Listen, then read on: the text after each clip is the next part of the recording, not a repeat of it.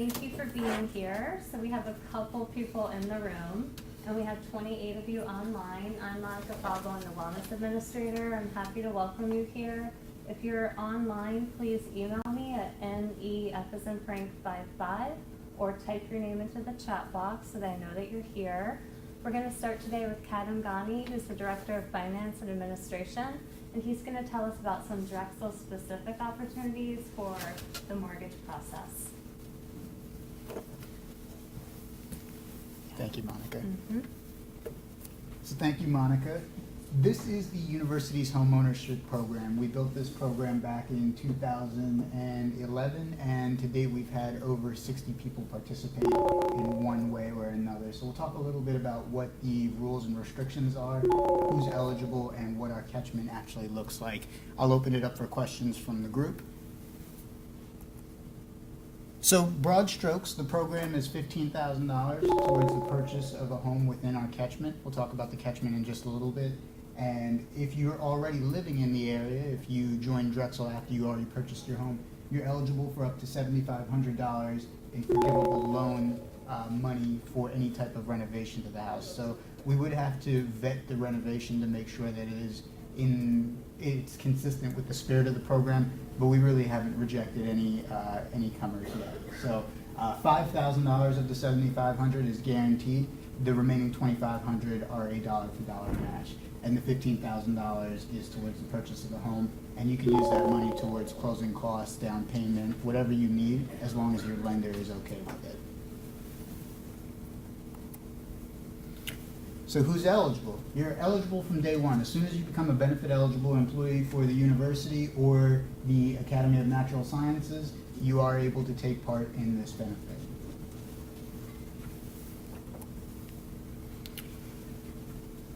The catchment was expanded, so it is now 31st to 48th Streets from Chestnut over to Girard Avenue. Those boundaries are pretty hard and fast. If you find a home that you absolutely love outside of those boundaries, you wouldn't be eligible for all $15,000, but there have been exceptions made for homes that are very, very close to that boundary. So in this boundary right now, I think if you do a Trulia search, you'll come back with over 100 homes. You'd have to narrow it down from there to what's livable and what wouldn't need to be renovated. But along those lines, we are amicable to 203K loans, which I think Marty may end up talking about. But basically loans where you renovate a house that you would then end up living in. The university does have the appetite to take those on. So how does the program work? I or Courtney Claiborne, many of you have probably already worked with Courtney. She actually administers the program and she's out on leave right now, so I'm helping in the interim. We're here to provide as much or as little assistance as possible. We know a lot of people who purchase through the through the program are first-time home buyers, and we want to be able to give the employees here at Drexel as much support as they need. So we're able to refer out to you any participating vendor as far as realtor, mortgage company, home inspection, home insurance. We have relationships with home security companies. So there's a lot of relationships. We've been able to leverage the collective purchasing power of the organization to make sure that we get good benefits for the employee population. So we're happy to sit with you if you want to interview several lenders who do something special for our employees. Same thing with the realtors, so on and so forth. We can take you through the entire process, soup to nuts, and be your advocate as you're moving through. We also offer workshops, one of which Marty will run a little bit later on, and there's everything from home buying to credit repair and a litany of things in between.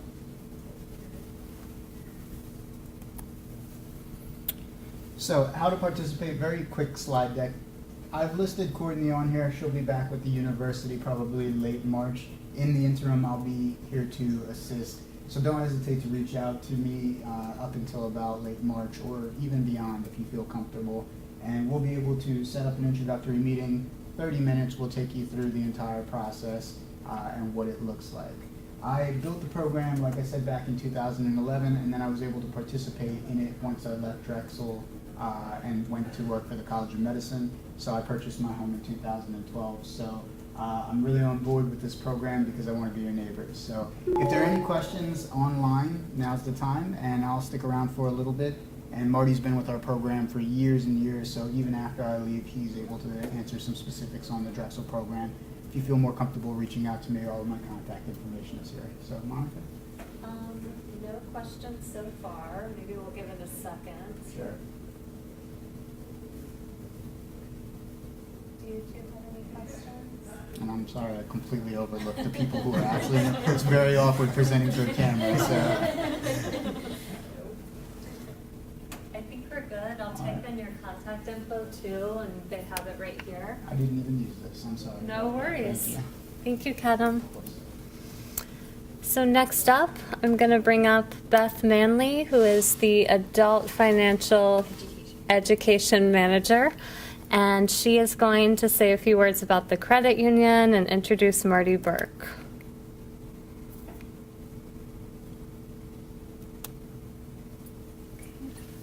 Thank you. I just wanted to thank everybody for participating in this workshop today. I also want to remind you we have the branch here at 3200 Chestnut. It is a full-service branch. We're a full-service, non-for-profit financial institution. If you have any needs, if you're trying to build your credit up to qualify for a home, we have tools that you can use. We can do some credit counseling to help you through the process. We do car loans, we do home equity loans, and we have quite a few what we call affinity offers for Drexel employees and their family. So make sure if you are not already a member or if you're looking to get any new loan products that you let them know when you come in that you are eligible for these products so that they give you the best possible rate that you qualify for. I'm going to introduce Marty Burke. He is one of our VPs and he is also our mortgage development officer. He is a subject matter expert. He's been doing this for a very long time and he is very good at what he does.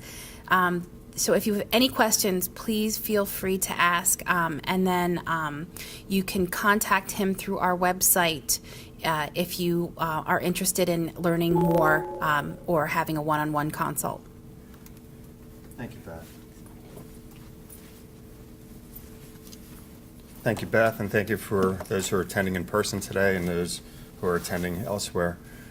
So the Drexel program, we've been part of it now for about 7 years, before we even had a location here on campus. So we're happy to be part of it.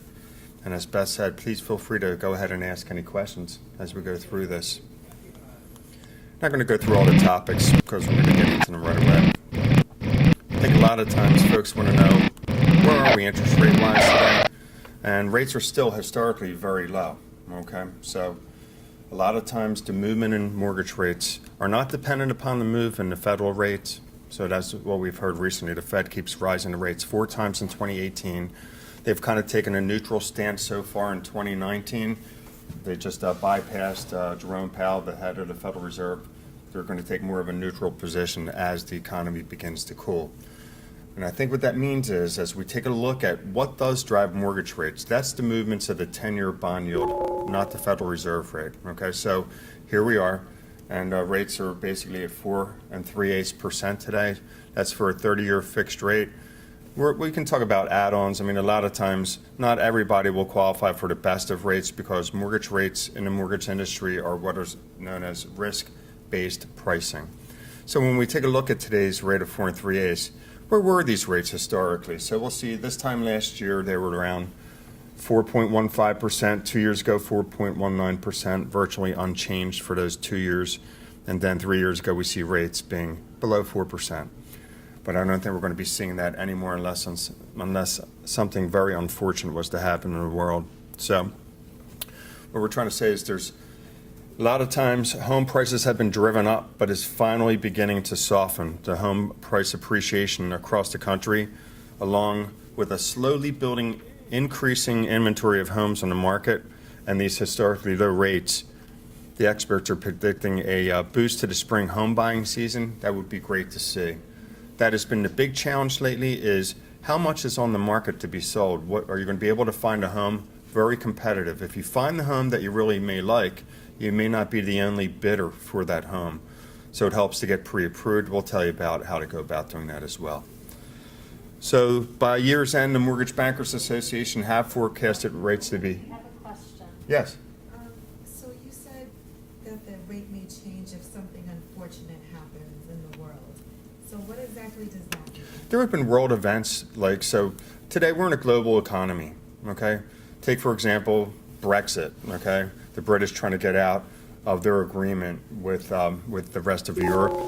There could be some things that are concerning with our global economy. There could be an event, like a terroristic event, that may turn things downward, okay? So that's what we see sometimes, whereby a world event can either make rates jump or decrease, depending upon what the severity of that event may be. So right now, we're kind of hanging in this zone, okay? So if we take a look at the prior screen, we're really within 0.25% of rates going back to the beginning of 2017. They have fluctuated over that time. We have been as high as 5% in that time. But with the recent Federal Reserve movements, and they're saying we're going to have a neutral stance, things have calmed down, and rates have calmed down as well. Okay. So what we're talking about too. So, yeah, they're forecasting rates to be higher by year end just because that's what they see in the marketplace, because they think the economy is going to cool off, particularly the stock market. Let's talk about the differences between mortgage loan types. We have conventional loan types, which are loans made to the guidelines of Fannie Mae and Freddie Mac. That's a conventional mortgage. And then you have the FHA mortgage, which is actually a part of the government, the Federal Housing Administration. Fannie and Freddie, they've been in conservatorship for over 10 years now, and the government can't really quite figure out what will be the future of Fannie Mae and Freddie Mac. But that's not for us to worry about today. We're rolling with these guidelines for now. So for the most part, if you're thinking about buying in the Drexel catchment area that Kadam defined earlier, you can go with a minimum down payment with as little as 3%. Okay. The other minimum down payment, if you were buying outside the catchment area and you were making more than the minimum allowed in the program, you'd have to put 5% down. So the minimum down, 3 to 5% down conventionally. The FHA allows for a minimum down payment of 3.5% down across the board. I think the big features for those considering the differences between going with a conventional mortgage and an FHA mortgage, first of all, we're going to show you those options and what it means to you. Normally, what we're seeing is the FHA loans are for those who may have a little bit of a tougher credit profile that comes with a lower score, and they may need more of a seller's assist. So we're looking at that line there where it says maximum seller's assist, 3% of the purchase price on a conventional mortgage, or 6% of the purchase price on an FHA mortgage. A seller's assist or money's coming from the seller back to you as the buyer at the time of closing to decrease the amount of money you need to buy a house, okay? But when we go back to that tight inventory, and if you're finding a home and there's multiple bidders on that home, the person who's going to be putting in for no seller's assist or the least amount of a seller's assist may be getting the nod from that seller according to their bid. Any questions regarding those two types so far? So the seller's assist is financial. Yeah, so if there's a $200,000 purchase price, and after you did your home inspections, you found some items that you wanted to negotiate with the seller, and you came up with a 3% seller's assist, that means they're going to be giving you $6,000 at the time of closing, and that's $6,000 less you would need to go to closing. Okay. It's typical, however, that's what we're seeing in the marketplace. The initial bid, maybe if you really like the house, shouldn't be coming in with that seller's assist. We're seeing it being renegotiated after the home inspection is done. So for example, not in this catchment area, we're doing a purchase in Downingtown. It's a $500,000 home. They came back and the buyer found through their home inspection that stucco remediation needed to be done to the tune of $94,000. So that buyer had a decision to make whether or not they're going to stay in that deal. So they went back and tried to renegotiate with the seller. As a result, that purchase price was negotiated $50,000 down, okay? So that's where the negotiations are happening a lot on seller's assists and price reductions when that home inspection is getting done. So the other things I wanted to talk about too was, aside from the purchase price, I put an asterisk, maximum seller's assist on a conventional loan where it says 3% of the purchase price. If you had 10% to put down, you can get a 6% seller's assist as well. So that's really it about seller's assist. They're available. They're just tough to negotiate in a market whereby there's not much homes for sale. We're hoping that's going to increase during the spring buying season. The minimum score requirement on a conventional loan is around 660 because those loans have what's known as private mortgage insurance. You'll see over here I wrote PMI versus MIP. Private mortgage insurance is just that. On the conventional mortgages through Fannie Mae and Freddie Mac, they find private mortgage insurers, companies called Genworth, Magic, Arch.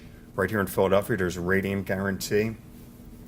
Whereas the Federal Housing Administration is actually insuring the loan on the Federal Housing Administration loan, the FHA loan. So as you'll see, this is based upon a $200,000 purchase price with 3.5% down, minimum down. Despite what your score would be, you would expect to pay roughly $139 a month of what's called FHA MIP insurance premium. Again, PMI and MIP are both insurances that you pay to a lender in the event that you may default on the loan. It is not an insurance that protects you in any regard. Okay. The PMI, the private mortgage insurance, is risk-based. So I just threw up some ranges.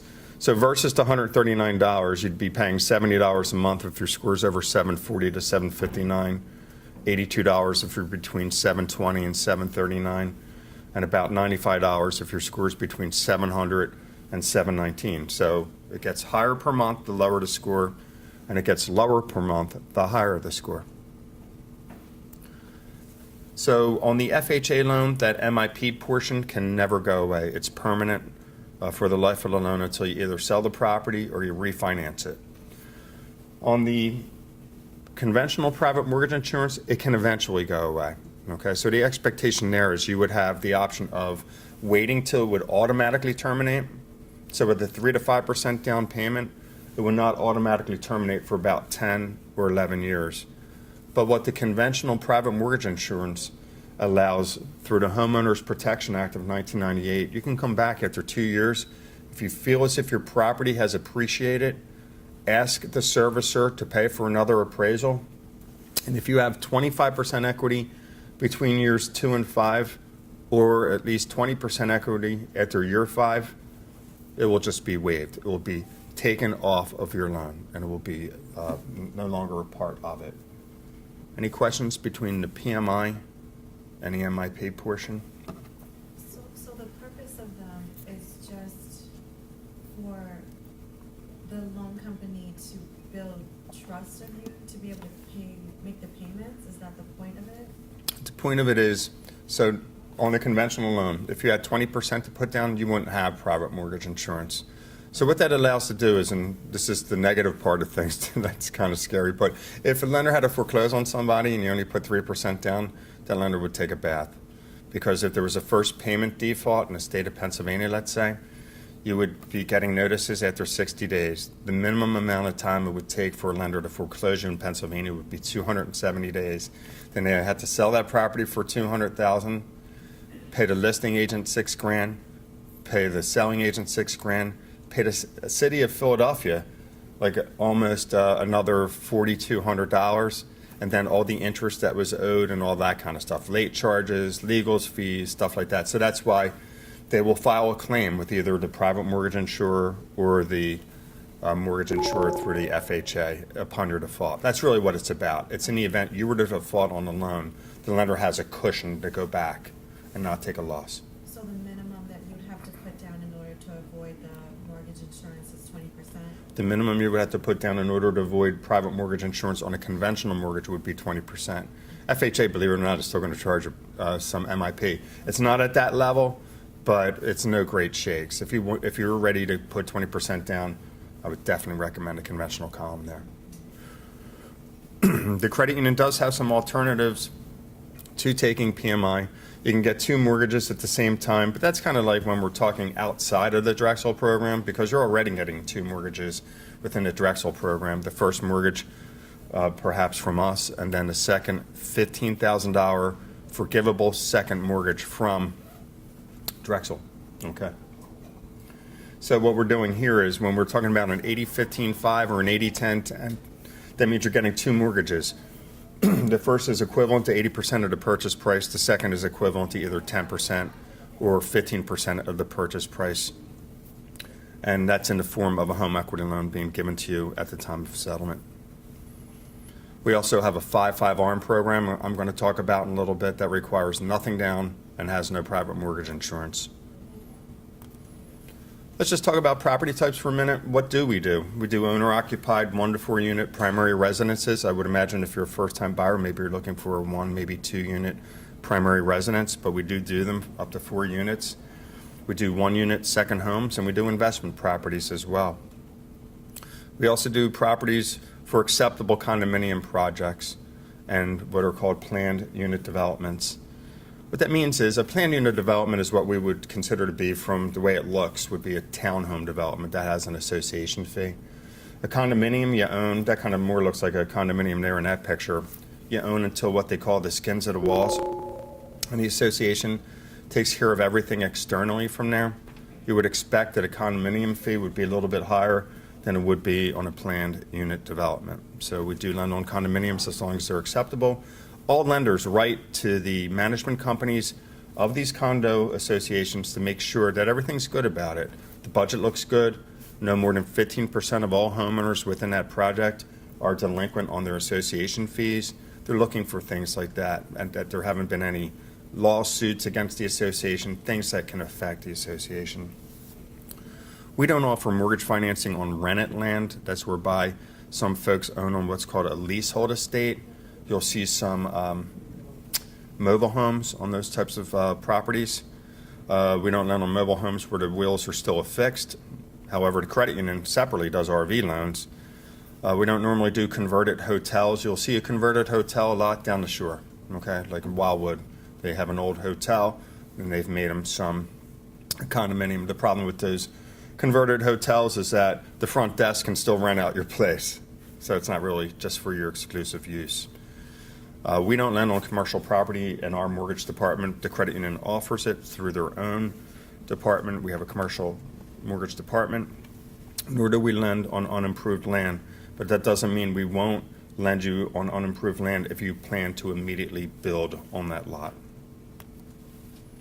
You okay with any questions? Sure, that's the problem. Okay. I have one from the previous slide. So, say I want to buy a 2-unit home, Mm-hmm. but then I do want to do renovations to break it up into further units. How does that work? That's a whole other thing, because now, as you're not really, I would get you closed, okay? Now, you want to make it more units, that's fine, but I would suggest that you check with the township or city that you're buying in to make sure that's okay with them, because you won't want to make any illegal modifications to the property which could affect its marketability or sellability when you're trying to sell it someday. Because the city may come in and say, wait, this was a 2-unit and now it's a 3 or 4 unit, and it's broken up with only with doors, they're not separate living units. They may make you change it back to how it was in order to sell it.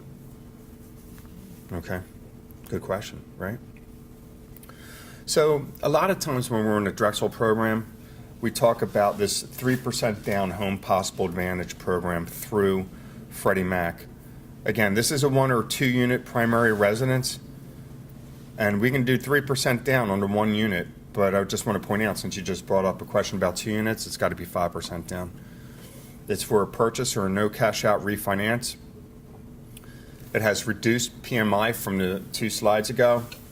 Qualifying income in this area is $87,400, but if you're making more than that, and if you're buying in the 19104 zip code, normally all properties are fine, because there's no income limit for eligible properties within this select census tract, okay?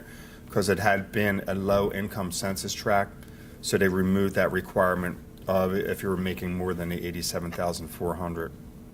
So when we talk about loan to value ratios, let's just take $300,000. 3% down, borrowing 97%, the first mortgage would be $291,000. And then you have the second from Drexel, that's for $15,000. So the 291 divided into 300 is 97%. 291 plus the 15,000 divided into the 300,000, you're borrowing up to 102%. This program allows you to borrow up to 105% when we're looking at the Drexel benefit. That Drexel benefit In terms of the mortgage industry, it's known as an employer-assisted housing benefit, and as Kadam says, it's going to be on your home for 5 years. It's forgivable after the 60th month, and it will be satisfied. Okay, so anybody pulling your a title insurance report in the future will only see the one mortgage from us. So do you make payments on the Drexel loan? The Drexel $15,000 forgivable loan has no monthly repayment. You don't repay it at all, 60 as long as you don't move within the first 5 years. Then they're going to come back and take a prorated amount from you based upon how long you were in the house for. There's a calculation that the university does. Okay, so after 60 months it's forgivable, you have to live there for 5 years, and you have to be an employee here. That's So right. For how long? Well, hold on. I don't believe you still do need to be an employee here. I mean, if you are an employee here, I would imagine they're going to find out that you're leaving. They may want to get that back from you. Right. So if you're selling or leaving, yes, go Are ahead. you saying you're gonna leave before 5 years? No, I was just thinking, after the 60 months, would it be an option to leave the university? At that point, your loan is forgiven, so you Yes. technically could leave. Okay. Okay, You good? yes. Okay. So with that, Check on that, please. Okay. Here. Okay. so in this program as well, the borrower must provide a home ownership education certificate prior to closing. It's really simple. We send you a link, and it just walks you through some of the basics of being a homeowner and preparing like a very, very basic, simple budget. And once you complete it, we receive the link, and you're good to go to closing. So aside from this Home Possible Advantage program, Freddie Mac and Fannie Mae have their own versions of this program now that's available to everyone. Everybody gets a 3% down loan, despite whether you're buying in a catchment area or not. It's just that, let's say you're going to go buy in Jenkintown or somewhere in Bucks County, that 3% down payment, if you qualify, and if your income is over the $87,400, the rate would just be a little bit higher on that, the interest rate. So that's the 3% down payments, and that's the majority of what we do in the Drexel program here for the buyers. And it seems to work out very well. In a lot of cases, they need minimal money out of their own pocket to buy. But the challenge, again, as I'm going to keep saying throughout the presentation, is inventory. How much is available to be bought today on the market? You're going to see more homes coming on the market in the next several weeks because we're back to a traditional home buying season that goes from Super Bowl Sunday until Labor Day. Okay, it used to be when rates were so favorable and there was enough inventory on the market, people were buying constantly throughout the year. So in addition to that program, I just wanted to say the credit union offers a 5-5 ARM program. This was developed February of last year. It allows up to 100% financing. That means no down payment with a minimum score of 700, and there's no PMI on it either. Okay. It allows up to a 4% seller's assist. Remember, the FHA allowed up to a 6%. Conventionally, you get a 3%. We'll allow you to get a 4% with minimal down. We also allow, if you already own a home and you want money out of it, cash out refinances up to 90% of the appraised value, as long as your score is 680. This also works for most non-warrantable condominiums. Sometimes in the city, we're looking at a condominium that may be brand new. It doesn't have enough what we call pre-sold requirements. And a lot of times that could be a problem for some lenders, but we can overcome that by this program here. This loan adjusts every 5 years, so the payment and the rate could go up every 5 years. So you have to just keep an eye on it. But what I tell people who are considering this is, please remember that you have foregone paying any private mortgage insurance on this loan. So imagine taking $80 to $140 per month for the first 5 years. So even if you had an upward adjustment in year 6, you may just want to take a look at what that's going to adjust first. This program has no income limitations. None of our loan products have any prepayment penalties, so if you decide to move, you're not going to be penalized for doing so. The tough part about this program, though, is you have to qualify at the start rate plus 2%. Your rate's really going to be the lower rate. Okay, say the rate out there today is like 4.375 in this loan type. You have to qualify as if the rate's 6.375. The rate's really 4.375, and the payment's based upon that 4.375. But the Consumer Financial Protection Bureau and the ability to repay rules make us add 2% to it to make sure that you can qualify, because they don't want something bad to happen just because of an interest rate increase. I'm going to switch gears, talk about FICO scoring for a little bit. Does everybody have an idea as to what their scores are? Most people do today, right? But it depends upon what are you looking at and where are you getting it from. Are you getting it from your Discover card statement? Are you getting it through Capital One? Are you getting it through your credit union? Are you getting it through free credit report? So a mortgage company, when they're pre-approving you, they're going to pull all three of your file disclosures: Equifax, Experian, and TransUnion. So you're going to end up with 3 scores, okay? So we're going to use the middle score if you're applying by yourself. On a joint application, we're going to be using the lower middle score between a joint applicant. So applicant number 1 has a 660, a 680, and a 700 score, and the applicant number 2 has a 720, a 740, and a 760 score. That is going to be based, the decision is going to be based upon that lower middle score, which is going to be, I think I said 680, something like that. So that could mean the rate's going to be a little bit higher, the PMI could be a little bit higher. So mortgage lenders are using that middle score. It's known as your underwriting score. So a lot of times I just like to tell folks, did you know you're entitled to get a free file disclosure from all 3 of these repositories once a year? And it's by going to annualcreditreport.com. That's where the government wants you to go, is to annualcreditreport.com to get your free file disclosure.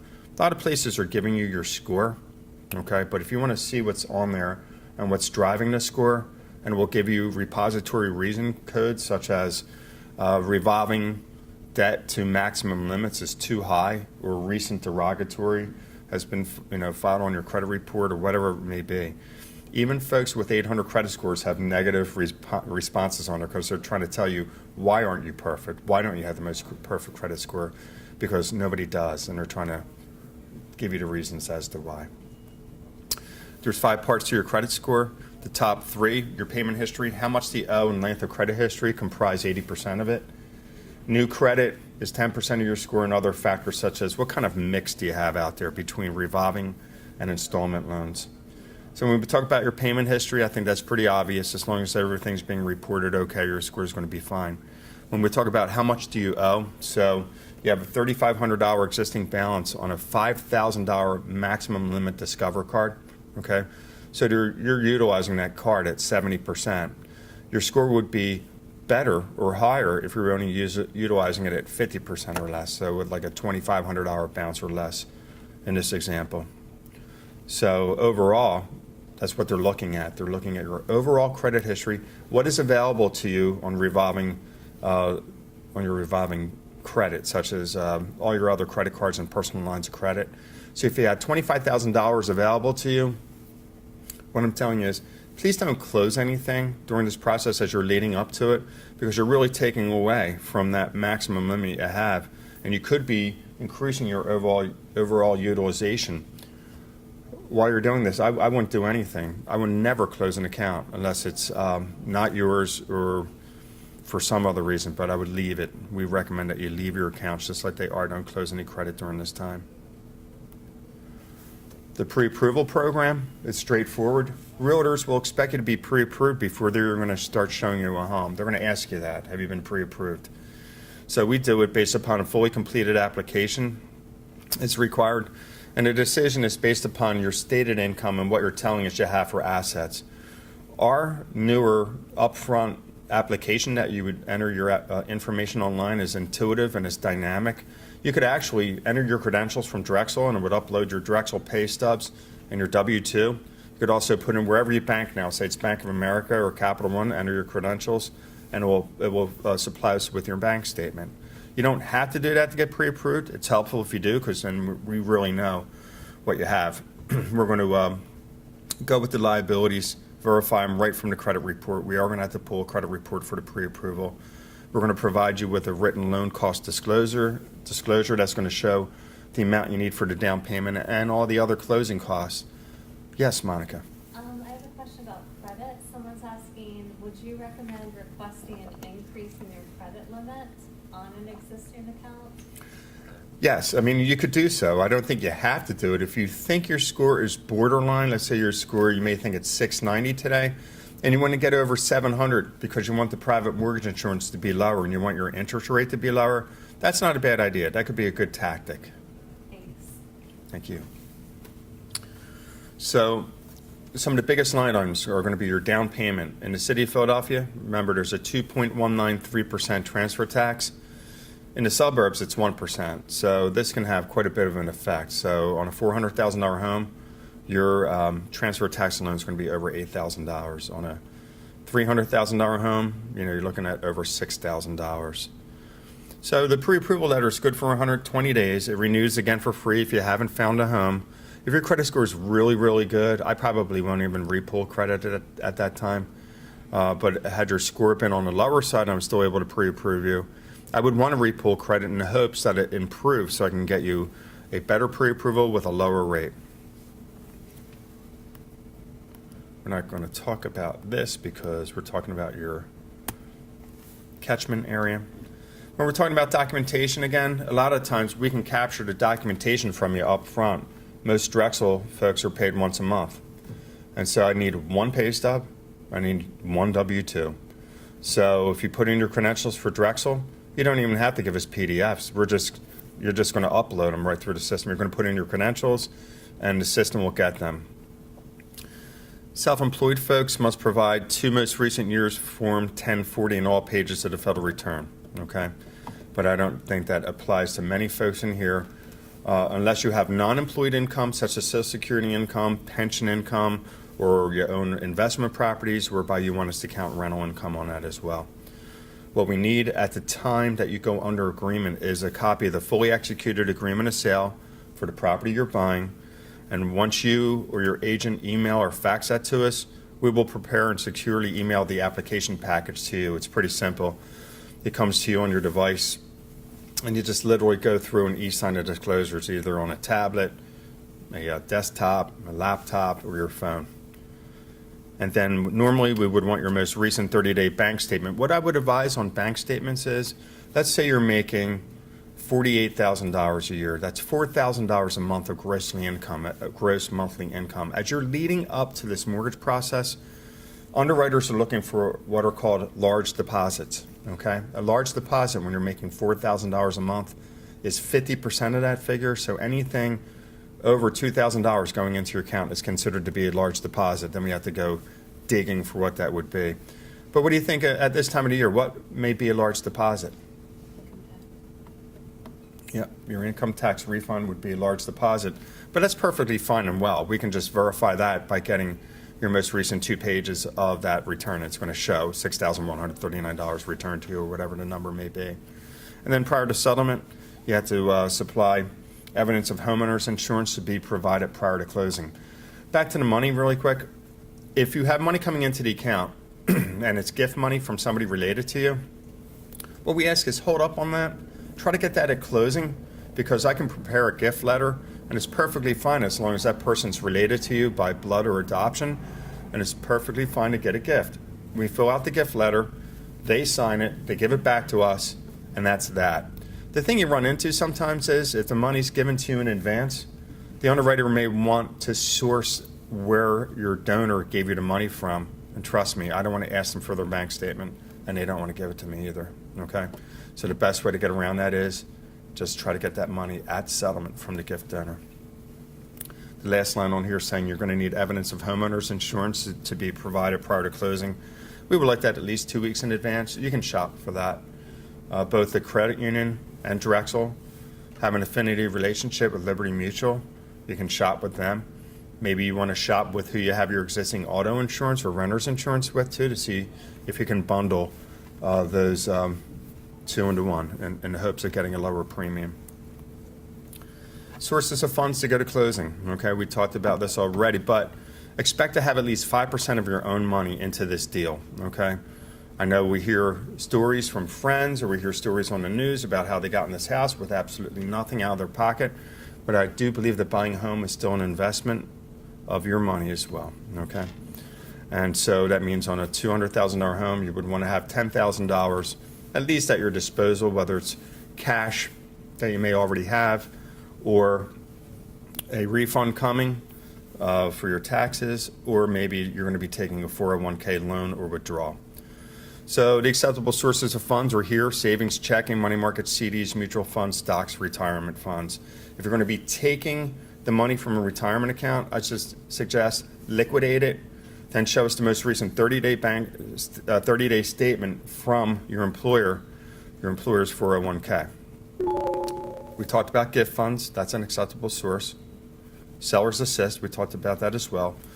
And then the loan or withdrawal from an eligible retirement account. A lot of folks will liquidate that up front. Unacceptable sources of funds to close are cash. Okay, if you have cash at home, it's a great time to start putting that into a financial institution slowly. Unsecured borrowings, credit card advances, you can't take that to buy a home. They're all unsecured borrowings. Okay. And then some of the do's and don'ts, I just want to repeat it again. When you're in a mortgage process, just use credit like you normally would. Don't open any new accounts. Don't co-sign any loans for anybody else. Because in addition to pulling your credit at the time of application, all mortgage lenders have to refresh your credit within 10 days prior to closing. So just let everything sit. It's an exciting time. And people want to run out to Raymore and Flanagan and Best Buy. And I've seen situations that have been bizarre, actually. You know, like, Rob, where'd this $16,000 inquiry come up from Best Buy? Yeah, I just bought two 60-inch TVs and the brackets for it. And yeah, you just may want to avoid doing anything like that because it can make your debt ratios, if they're already tight, it can make them excessive. And now we're scrambling to get a cosigner on the loan or something like that. Benefits of getting the mortgage through your credit union is that we, loan officers, I'm normally assigned to Drexel, and I'm going to give you service personally. I'll be at settlement to walk you through the paperwork. We've been closing mortgages since 1984. I've been here since '86, so you can have confidence in our knowledge of the mortgage process from beginning to end. We talked about the low down payment programs. And the most important thing, I think, is the servicing your loan is performed by our wholly owned subsidiary, State Financial Network, which allows you to deal with the credit union's entity throughout the life of the loan. You're dealing with us. We're not brokering you out to several different people who may continue to sell the servicing. You're dealing with us. Why is that important? Let's say you're buying new construction in the city of Philadelphia, and there's a tax abatement. We've heard of those, right? The 10-year tax abatement. Well, at first, that abatement may not be available. However, as soon as you can prove that it is, so you're thinking that you're paying about $70 a month for taxes, and the title insurance company is saying, we don't see this abatement yet effective on your home. We're going to have to collect it at like $450 a month from you, okay? So we just had somebody recently in here, and we were able to do a quick analysis of their escrow account. That's the money going towards taxes and insurance. And within the time that person had to make their second mortgage payment, we reduced the payment back to where it should have been. We refunded them $4,300 and reduced their mortgage payment by $370. They were very pleased. They were upset at first and very angry that it was going down this path, but that's not the lender's decision. The title insurance company in the city of Philadelphia had not yet applied that abatement to that property. So that's why I think local servicing is important, because I'm not sure that a national servicer would have been so nimble in that example that I just gave. And then for you coming today, there's a coupon here. Our lender's closing costs are only $495 to begin with. That's for document prep and underwriting. But because you attended, and if you close by October 31st, we'll give you $250 of that back. That is rebated back into your Franklin Mint credit union account. You have to open up a credit union account in order to borrow through us. You don't have to move over all your banking. We hope in time that we earn that, but you just have to have a membership with the credit union at first, okay? So I think I kind of went through that kind of quickly, but does anybody have questions? Whether here or remotely? I don't see anyone. Okay. Well, if not, I want to thank you folks for coming today, and all those who are attending online as well. Thank you very much.